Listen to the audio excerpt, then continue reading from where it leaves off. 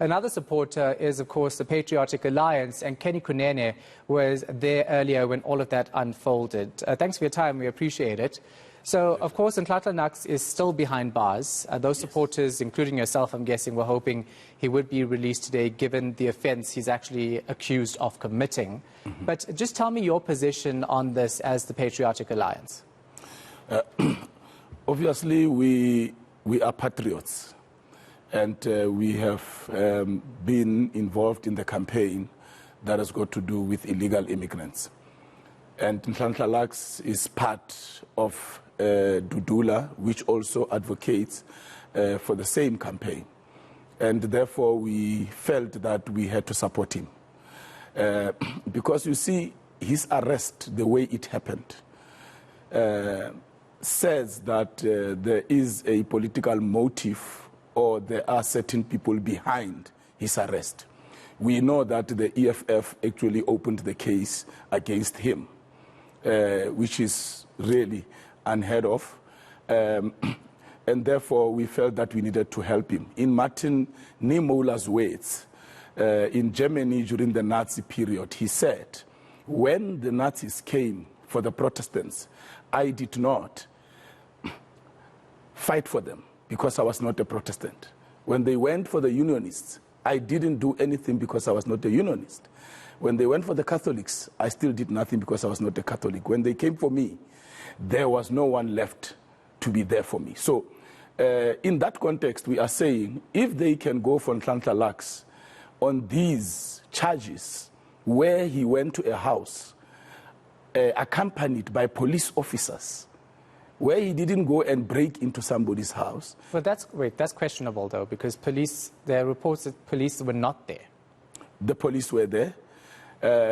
If you follow most of the Put South Africa First and Dudula operations, police are always invited to accompany them. Especially when we go to shops, Patriotic Alliance, when we do those operations, we invite the police, local police, to accompany us. So this was not done out of lawlessness.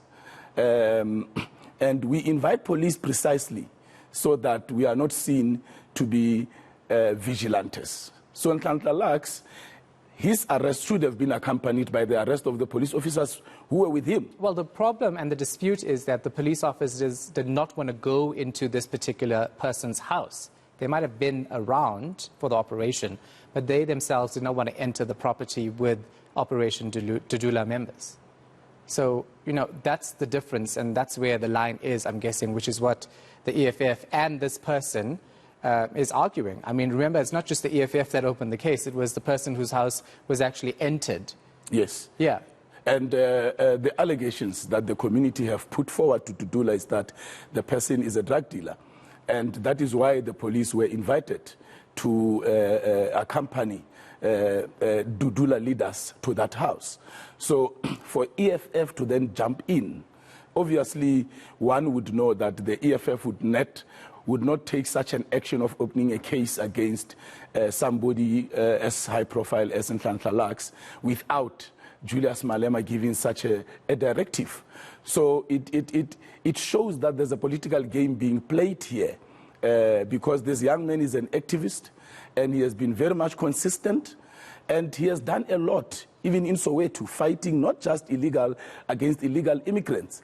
He has helped the people of Soweto to get electricity back.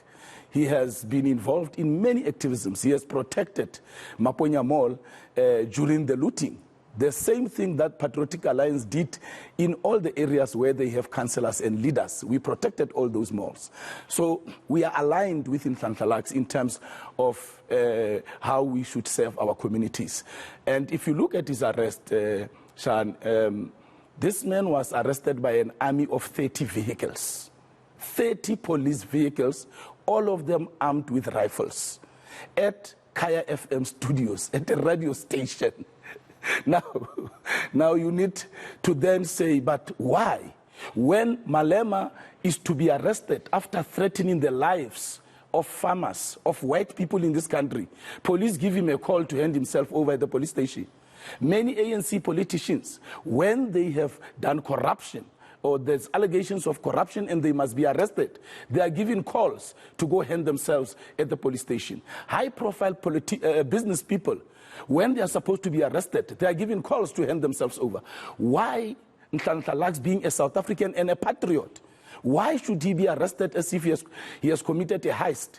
Why should he be arrested as if he's a criminal or he's a drug dealer? So it shows that there are people behind his arrest. And let me tell you why Nhlanhla Lux was arrested on a Thursday. Precisely to keep him for the whole weekend, so that he does not go to Durban to go and launch Operation Dudula in KZN, which is happening tomorrow. And I'm saying this on authority. I have been part of the negotiations with the lawyers and the police at the police stations. I've been part of those meetings from morning till I left at around 5 o'clock. And all of a sudden, there were no charges. Until 2 o'clock, Nhlanhla Lux was not charged. By the way, around 3 o'clock, that is the time when they were taking his fingerprints.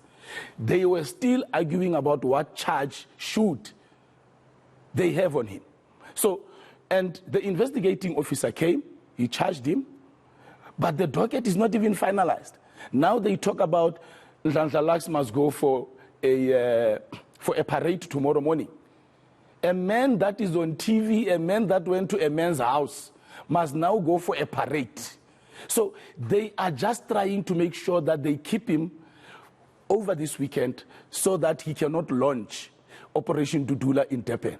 Yeah. Unfortunately for them, the people in Durban, it can fail tomorrow. But next week when he's released, or any other time, he will be traveling to Durban to go and address those masses. We are patriots. We cannot be prevented from doing our patriotic duty and saying people are illegal in this country. Yeah. If you cannot understand that wording, illegal, then there's something definitely wrong with you, especially if you are a politician. Illegal immigrants must go.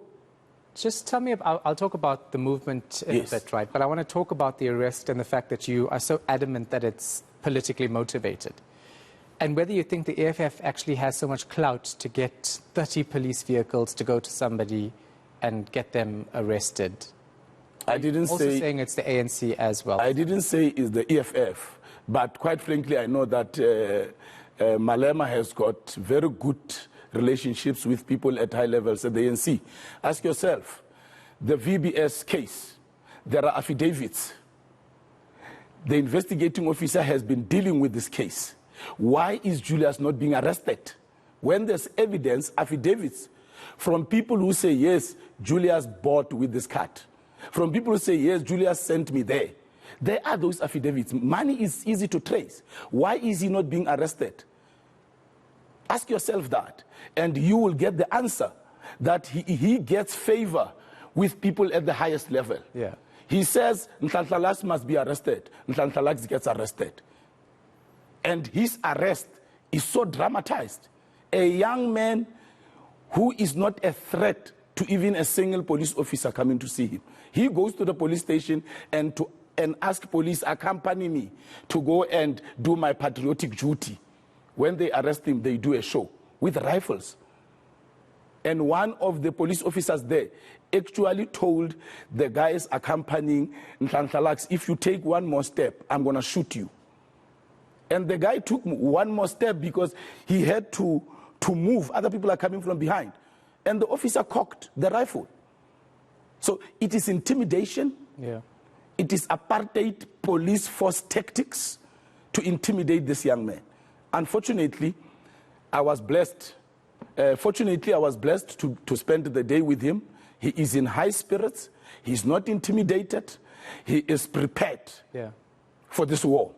What's his message to his supporters? Because we saw some of them clash with police today. And you know, he's preached this message of non-violence as part of this movement. So what would he say to them tonight?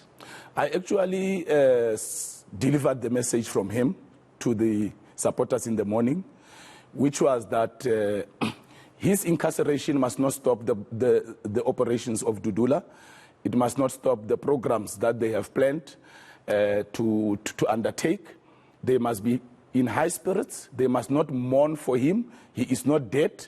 He is just in prison, and he will come out. And they must not be intimidated. They must keep on soldiering on. That was his message. However, in the afternoon, after we met with the police for the last time, after 10 prosecutors refused to handle his matter for a bail application, 10 prosecutors refused. He said, let them go home.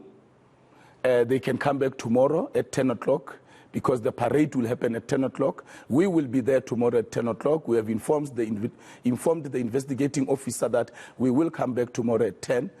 And I think the message of non-violence is what he preached, and he asked us to ask them to disperse. However, one would also understand their frustrations when we informed them that he won't be released today, because they said what I said earlier. Why is it that politicians get invited to come and hand themselves over, yet Nhlanhla Lux is being arrested like he's a criminal? And are you considering actually going to the Independent Police Investigative Directorate to look into how this was handled? Look, those processes, they take long. You'll never know what will happen.